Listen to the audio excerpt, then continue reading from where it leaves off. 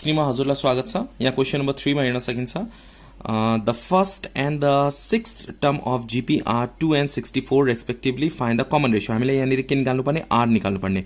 First term दिएको छ, first term भनेको 2 र सिक्स्थ टर्म भनेको 64 दिएको छ। हामीलाई कमन रेशियो निकाल्नु पर्ने। Let's take start number A को सल्युसन नम्बर ए को। Here first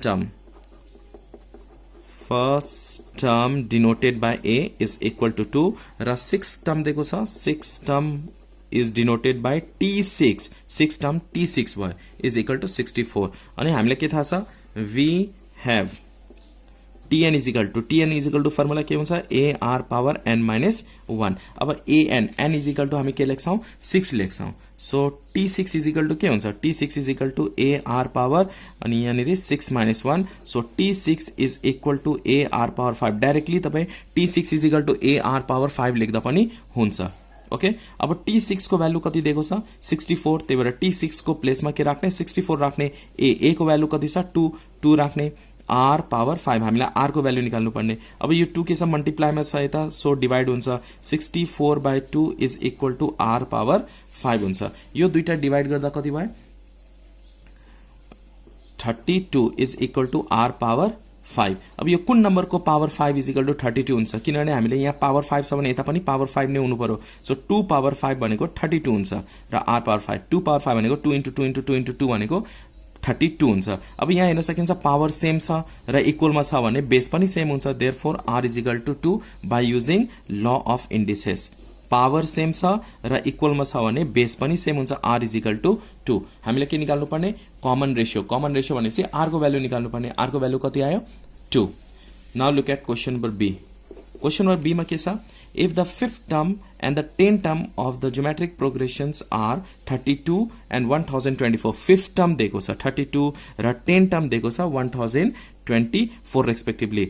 find the first term. First term भनेपछि ए को भ्यालु निकाल्नु पर्ने र त्यसपछि हामीले के भनेको छ, कमन रेशियो। कमन रेशियो पनि निकाल्नु पर्ने। So let's take start. Here fifth term दिएको छ, T5 दिएको छ। T5 कति दिएको छ, T5 is equal to 32। So 32 अनि T5 को फर्मुला के हुन्छ, AR पावर 4। जस्ता T6 को यहाँ फर्मुला के थियो, AR पावर 5 आयो किनभने n-1 छ। यहाँ 6 हुँदा यहाँ 5 हुन्छ, यहाँ 4 हुँदा यहाँ 3 हुन्छ, यहाँ 10 हुँदा यहाँ 9 हुन्छ। ओके 1 डिक्रिज गरेर लेख्ने। सो यहाँ 5 हुँदा यहाँ 4 भयो, पावर 4 हुन्छ इज इक्वल टु 32। यसलाई इक्वेसन 1 भनौं। त्यसपछि यहाँनिर के भनेको छ, 10 टर्म। 10 टर्म कति दिएको छ, 1024। So T10 is equal to 1024। T10 10 term को फर्मुला के छ, अब 10 छ भने के लेख्छौं हामी, AR पावर 9 लेख्छौं इज इक्वल टु 1024। यो इक्वेसन 2 भयो। अब यो दुईटा के गर्ने, डिवाइड गर्ने। Dividing equation 1 by 2। Dividing equation 1 by 2 यो दुईटा डिवाइड गर्ने। AR power 9 by AR power 4 is equal to 1024 by 32। A र ए क्यान्सल भयो, ए र ए क्यान्सल हुन्छ। R power base same and in divide subtract the power. So 9 minus 4 के हुन्छ, 5 हुन्छ इज इक्वल टु यो दुईटा डिवाइड गर्ने। यो डिवाइड गर्दा कति हुन्छ, 32 हुन्छ। ओके अप टु हियर 32 भयो। 2 2 ज 4 या। आफ्टर दैट अब यहाँ पावर के छ, 5 छ भने यसलाई पनि पावर 5 बनाउने। So R power 5 is equal to 2 power 5 हुन्छ। 2 पावर 5 भनेको 32। अब यहाँ हेर्न सकिन्छ पावर सेम एन्ड इक्वलमा छ भने बेस पनि सेम हुन्छ। Therefore R is equal to कति भयो, 2 भयो। पावर सेम र इक्वलमा छ भने बेस पनि सेम हुन्छ। ल अफ इन्डिसेस युज गरेको R इज इक्वल टु है। हामीले के फाइन्ड आउट गर्नुपर्ने, फर्स्ट टर्म फाइन्ड आउट गर्नुपर्ने, ए को भ्यालु फाइन्ड आउट गर्नुपर्ने र कमन रेशियो फाइन्ड आउट गर्नुपर्ने। र अहिले के आएको छ, कमन रेशियो R को भ्यालु आयो। अब यो R को भ्यालु गएर इक्वेसन 1 मा राख्दा पनि हुन्छ, नभए इक्वेसन 2 मा राख्दा पनि हुन्छ अनि ए को भ्यालु आउँछ। So putting the value of R in equation 1, you have to write down here putting the value of R in equation 1। Equation 1 मा के छ, AR power 4 is equal to 32। R को प्लेसमा 2 राख्ने। So A 2 power 4 is equal to 32। A into 2 power 4 भनेको के हुन्छ, 16 हुन्छ is equal to 32। A is equal to यो मल्टिप्लाईमा छ भने डिवाइड गर्ने, 32 by 16। Therefore A is equal to 2 भनेपछि first term A is equal to कति आयो, 2 आयो। कमन रेशियो कति आएको छ, R आएको छ र A इज इक्वल टु 2 आएको छ। Hope you understand this 2 questions. Now look at C number.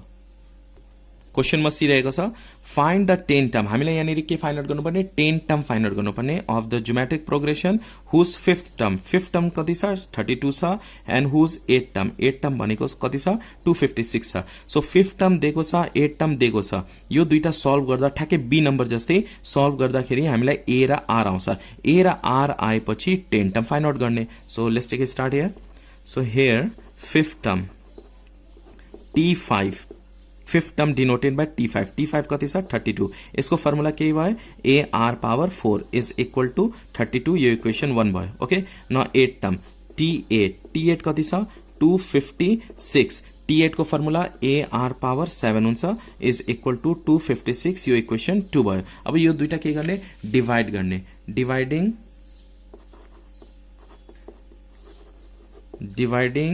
Equation 1 by 2 dividing equation 1 by 2 अब ए आर पावर 7 by यता के लेख्छौं 256 लेख्छौं इक्वेसन 2 को पहिला त्यसपछि equation 1 A r power 4 and here के लेख्छौं 32 लेख्छौं यो दुईटा क्यान्सल भयो ए क्यान्सल भयो अब base same and in divide subtract the power यो ल अफ इन्डिसेस क्लास 8 को ल अफ इन्डिसेस युज गर्दैछौं हामी base same and in divide subtract the power so 7 मा 4 सबट्र्याक्ट गर्दा 3 हुन्छ इज इक्वल टू अब यो दुईटा पनि डिवाइड गर्ने हो डिवाइड गर्दा कति हुन्छ 8 हुन्छ 8 to 16 6 8 to 24 25 8 भयो अब यो r पावर 3 छ भने यता पनि कुन नम्बरको पावर 3 इज इक्वल टु 8 हुन्छ so r power 3 is equal to 2 power 3 भनेको 8 2 into 2 into 2 भनेको 8 हुन्छ ओके देयरफोर अब यहाँ हेर्न सकिन्छ पावर सेम छ भने बेस पनि सेम हुन्छ therefore r is equal to 2 hope you understand up to here अब ए को भ्यालु आएपछि ए को भ्यालु गएर इक्वेसन 1 मा राख्दा पनि भयो इक्वेसन 2 मा राख्दा पनि हुन्छ र के को भ्यालु आउँछ ए को भ्यालु आउँछ so putting the value of r in equation